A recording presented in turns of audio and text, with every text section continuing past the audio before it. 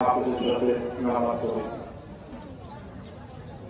আলোচনা গ্রামের যে মায়া মমতা ভালোবাসা, সেই ছোট্টবেলার হাঁটি হাঁটি পাপা করে আজকে অনেকে বুড়ো হয়ে গেছে, অনেকে বয়স হয়ে গেছে, আমারও বয়স হয়ে গেছে। আজকে আমাদের একমাত্র চাচা আব্দুল রশিদ মোল্লা, তাকে নিয়ে আমরা একসাথে আল্লাহ পাক নামাজ আদায় করেছে। এই জন্য আল্লাহকে হাজার হাজার শুকরিয়া আদায় করছি। প্রতি বছরই আমার ছোট চাচা একটা প্যান্ডেল করে দেন, আপনাদের নামাজের সুব্যবস্থা করে দেন। আল্লাহ পাক এই বছর আল্লাহ পাক তার জন্য সুস্থ করে দান করে। আপনারা জানেন যে চারবার আপনারা আমাকে নৌকা থেকে ভোট দিয়ে সংসদে পাঠিয়েছেন। মাননীয় প্রধানমন্ত্রী মোল্লা বংশের আবার মোল্লাকে মিরপুরবাসীর কাছে জীবিত করে দিয়েছে।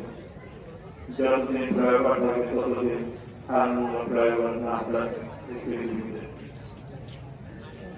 মাননীয় প্রধানমন্ত্রী আমাকে প্রতিরক্ষা মন্ত্রণালয়ের সংস্কৃতি বিষয় কমিটির সভাপতির দায়িত্ব অর্পণ করেছেন।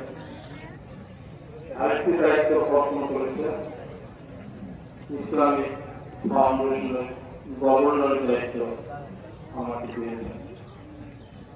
মাশাআল্লাহ।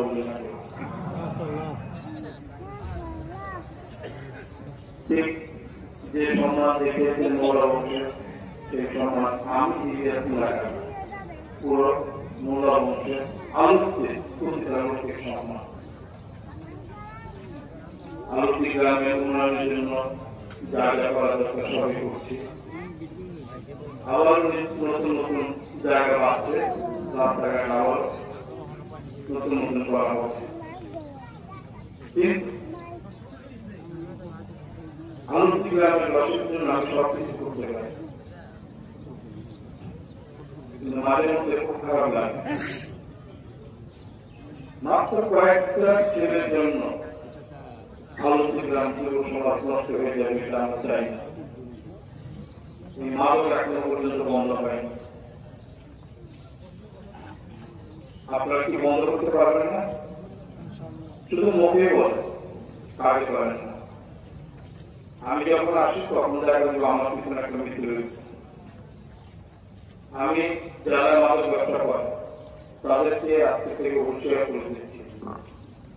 এখানে আমার বড় ভাই আছেন, আমার ছোট চাচা আছে। অল্প কয়েকজনের জন্য মাদকের কারণে আমার যুব সমাজ নষ্ট হয়ে যাবে, এটা আমরা চাই। সেই জন্য যারা মাদক ব্যবসা করে আমি তাদেরকে বলবো আজকে থেকে এখন থেকে ভালো হয়ে যাবে। যদি ভালো না হয় আমি আপনাদের সবার অনুমোদন নিয়ে গেলাম, আমি তার বাড়ি চালাবো। পরিবার পরিজন আমি বের করে দেবো গ্রাম থেকে। এরকম পরিবার দরকার নেই আমার।